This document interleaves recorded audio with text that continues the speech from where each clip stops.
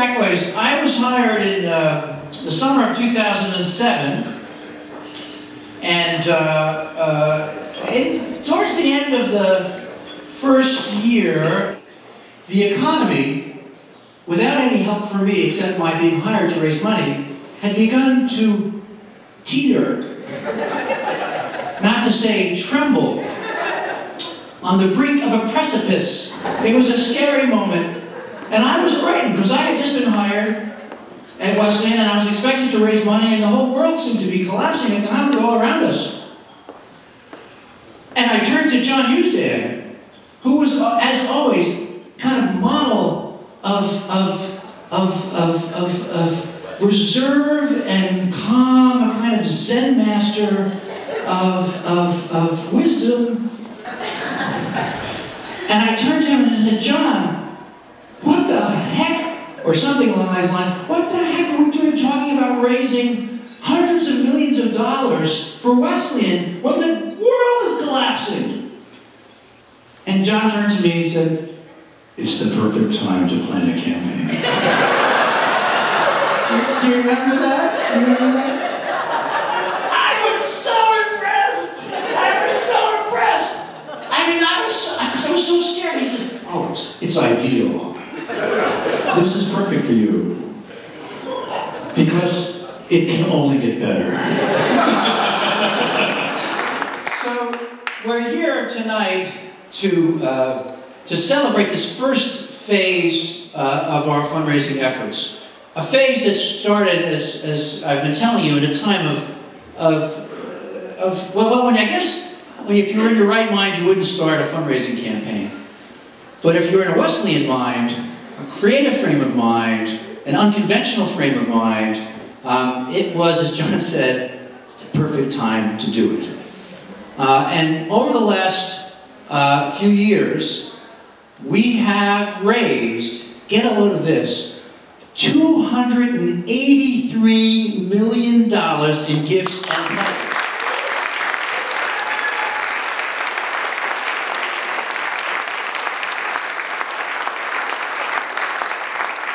I hear all the time, because I'm doing the online class, I hear all the time from people say, oh, well, why would you need a university? You could just get your answers on your phone. You don't need to get information from professors. Well, of course you don't. Wesleyan education has never been about information transfer. It's about making knowledge happen in the classroom.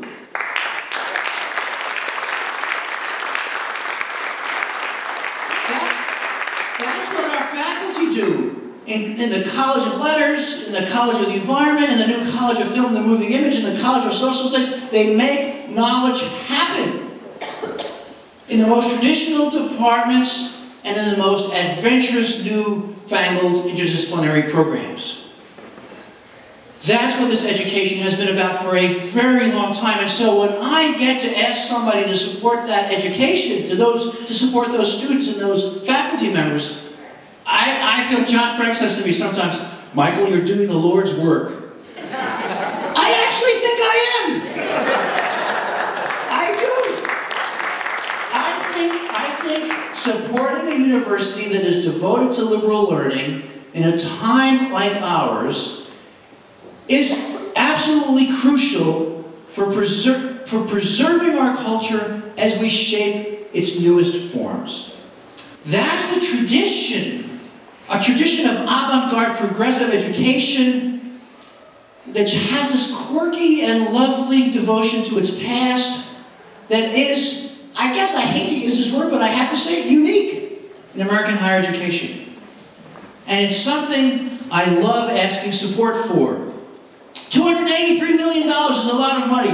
Most of it so far is towards the endowment, which gives me great pleasure. Because it's been our weakness, it's our Achilles heel. When you are adventurous and avant-garde and progressive, gosh, it's hard not to spend money. You say, well, you've got a great idea, let me help you. One of the first things we did in my office, and it was hard, is to say, we don't fund anything. We don't fund anything.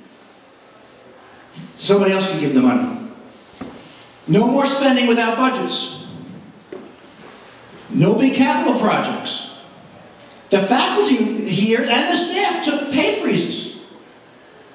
There have been a lot of sacrifices to try to be more disciplined about our budget, but this university is not going to thrive through sacrifice. It's going to thrive by combining sacrifice with creativity. That's what it has done. That's what we'll do in the future, and that's how we'll pass along to future generations the very best in progressive liberal arts education.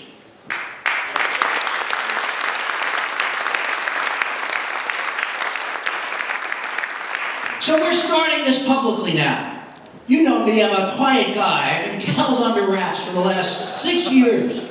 I haven't been able to shout from the rooftops why you should support Wesleyan. But over the last 5.5 years, we've raised $283 million. We want to raise $400 million. Yes, David, good moment for that.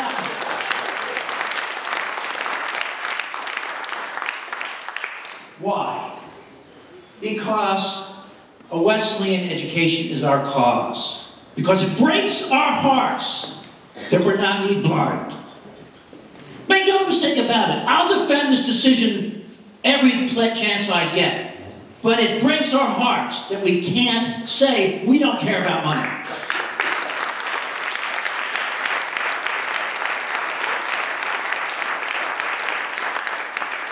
We will support scholarships as much as we possibly can, and then we will raise more money to support them even more.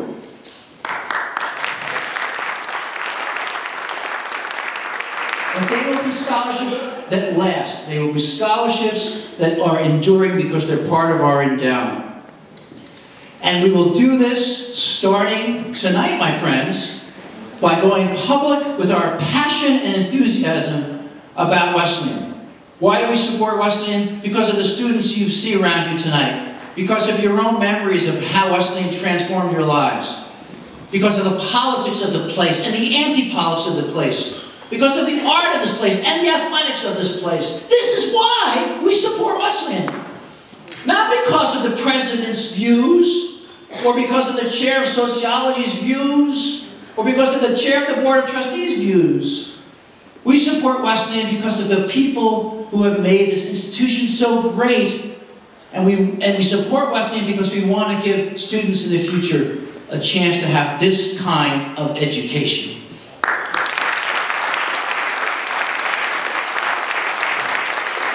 We want you to make this campaign yours, but the goals of the campaign are simple. Access, which means financial aid endowment and financial aid current scholarships. Inquiry, which means supporting our faculty and our students in their academic endeavors. And impact, to make sure the work we do on this campus has the broadest possible impact on society. With your help, we will blow past $400 million. We will make a successful campaign that will give the gift of a Wesleyan education to generations of people to come. Thank you so much for being here tonight.